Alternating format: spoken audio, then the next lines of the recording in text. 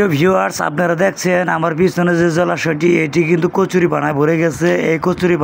এই কচুরিপানা কিন্তু আমাদের দেশীয় কোনো উদ্ভিদ নয়, এটি বিদেশি পরগাছা। এই কচুরিপানার জন্মস্থান কিন্তু দক্ষিণ আমেরিকা। এটি ব্রাজিল থেকে বাংলাদেশে প্রথম নিয়ে আসা হয় 1880 সালে। পরবর্তীতে দেখা যায় 1920 সালে বাংলাদেশের জলাশয়গুলো এই কচুরিপানা বারে বারে গ্রাস করতে থাকে। তারপর থেকে বিভিন্ন রাজনৈতিক মহল এবং কৃষি গবেষণার থেকে এটিকে নিধনের জন্য নানান প্রকার উদ্যোগ নেওয়া হয়। অবশেষে এই বিদেশি জঞ্জালকে বিদেশে রপ্তানি করা হচ্ছে।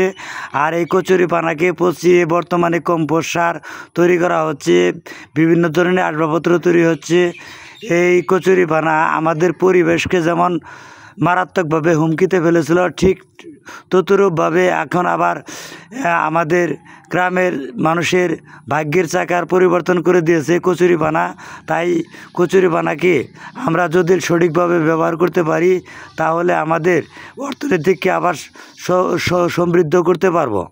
আর ভিডিওটি ভালো লাগলে অবশ্যই আমার চ্যানেলটাকে একটা সাবস্ক্রাইব দিয়ে পাশেই থাকবেন।